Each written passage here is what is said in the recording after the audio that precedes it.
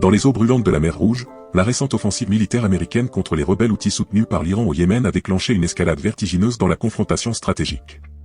Dans une opération qui respirait l'audace, les Marines américains ont abordé de manière décisive un navire Houthi qui transportait secrètement les liaisons vitales pour les missiles fabriqués par l'Iran. Ce coup d'État surprenant a non seulement mis en évidence la lutte croissante pour le contrôle de cette position stratégique, mais a également déclenché une série d'événements inattendus qui allaient changer le cours de la situation. Ce qui était au départ un acte courageux de la part de l'US Navy a pris une nuance inattendue lorsque la mystérieuse disparition de deux courageux commandos SEAL a été signalée, mettant en lumière les risques latents dans des missions de cette ampleur. Ce tournant dramatique dans le récit a souligné les dangers palpables qui se cachent dans l'ombre de ces opérations intrépides. Examinons maintenant les vastes ramifications émanant de l'assaut surprise de la marine américaine contre le navire iranien par ses commandos d'élite SEAL, appuyés par des hélicoptères de combat. L'opération a non seulement abouti à la capture d'éléments cruciaux de missiles de fabrication iranienne, mais a également révélé le contexte d'une impasse stratégique plus large entre les rebelles Houthis du Yémen et l'Iran. Les images partagées par le commandement central américain, CENTCOM, dressent un tableau révélateur, des fragments de missiles, de moteurs de fusées et de systèmes de guidage qui constituent sans aucun doute un coup dur pour les Houthis soutenus par l'Iran. Cet acte de force constitue une réponse énergique aux récentes frappes aériennes menées par les États-Unis et le Royaume-Uni contre les bastions Houthis, dans le but de dissuader leurs attaques contre les navires traversant la mer Rouge et le golfe depuis Aden. L'intrigue est encore compliquée par la proposition de l'armée américaine d'inspecter les tourelles de capteurs, les composants de missiles de croisière anti-navires et les missiles balistiques à moyenne portée, tous saisis lors d'un précédent raid de l'US Navy SEAL contre un voilier arabe. Ces approvisionnements étaient destinés à tomber entre les mains des insurgés Houthis du Yémen, soutenus par l'Iran, qui possédait déjà des arsenaux à la hauteur de ses capacités stratégiques. Ainsi, dans les eaux turbulentes de la mer Rouge, se tisse une trame d'intrigue géopolitique, où chaque mouvement stratégique déclenche des conséquences inattendues, et où le courage de quelques-uns peut changer l'équilibre des pouvoirs dans la région. La semaine dernière, alors que les États-Unis et le Royaume-Uni lançaient leur offensive, le commandement central américain, CENTCOM, a rendu public des images et des détails cruciaux sur le butin capturé sur un mystérieux yacht au large des côtes somaliennes. À la loupe du droit international, les 14 membres d'équipage liés à cet intrigant épisode sont en train d'être identifiés. Le récit de cet événement se déroule avec la confiscation d'armes lors d'une inspection du pavillon sur un voilier arabe près des côtes somaliennes, selon le communiqué officiel du CENTCOM. L'opération, menée par des commandos des Navy SEAL à bord de l'USS Louis Pulley, un navire expéditionnaire à base mobile, a été exécutée de main de maître lors d'un complexe abordage nocturne, appuyé par des hélicoptères et des drones, parvenant à saisir des composants de missiles balistiques et de croisières de fabrication iranienne. La cargaison interceptée contenait des moteurs, des guides et des ogives destinés à des missiles balistiques à moyenne portée, ainsi que des missiles de croisière anti-navires ASM et des composants de systèmes de défense aérienne. Une analyse préliminaire suggère que ces armes ont été utilisées par les Houthis pour menacer et attaquer des marins innocents à bord de navires marchands internationaux dans la mer Rouge. Selon le communiqué des États-Unis, il est conclu que le voilier arabe était impliqué dans le transport illicite d'une assistance meurtrière avancée en provenance d'Iran, destinée à renforcer les forces houtistes au Yémen, dans le cadre de la campagne persistante de ces dernières contre les navires marchands internationaux. La saisie de cet arsenal représente un coup dur pour les troupes Houthis, qui ont intensifié leurs attaques contre les navires commerciaux et les ressources de la marine américaine dans la région, augmentant les tensions à des niveaux critiques. Cette opération constitue une étape importante dans les efforts conjoints des États-Unis et du Royaume-Uni pour contrer l'agression des Houthis, tout en menant une campagne active contre les navires de commerce extérieur. L'attaque américaine contre les sites Houthis envoie un message fort, des risques d'une telle ampleur pour le commerce et la sécurité mondiaux ne seront pas tolérés.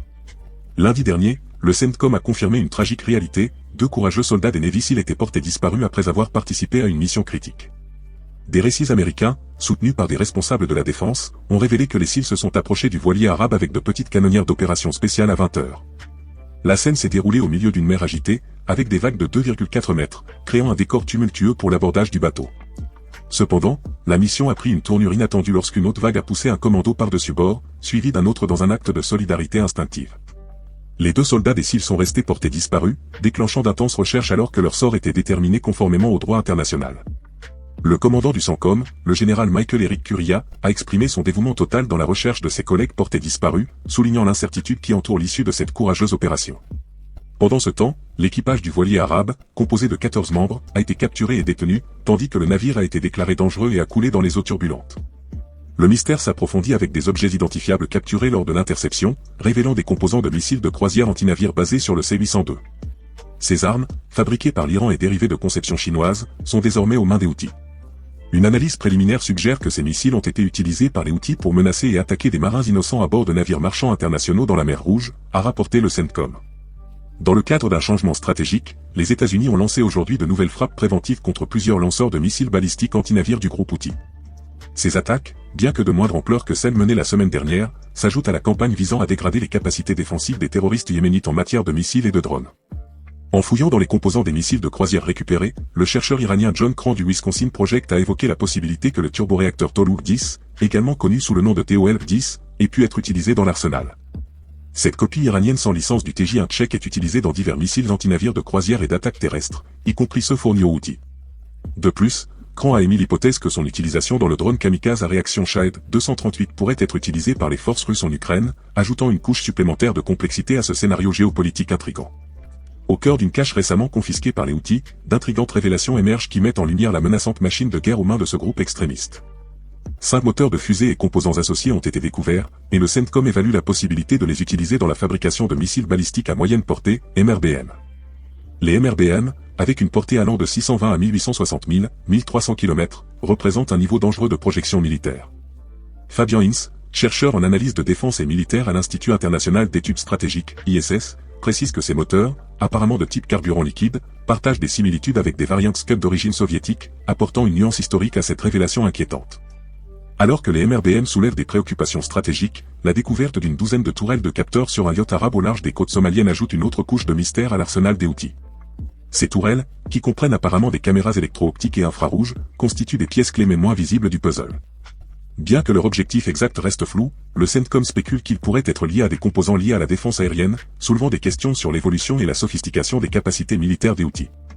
Au cours des mois, les Houthis du Yémen ont déclenché une série d'attaques utilisant des missiles balistiques et de croisières anti-navires, ainsi que des drones, contre des navires de guerre et des navires commerciaux internationaux dans la mer Rouge, le golfe d'Aden et les zones environnantes.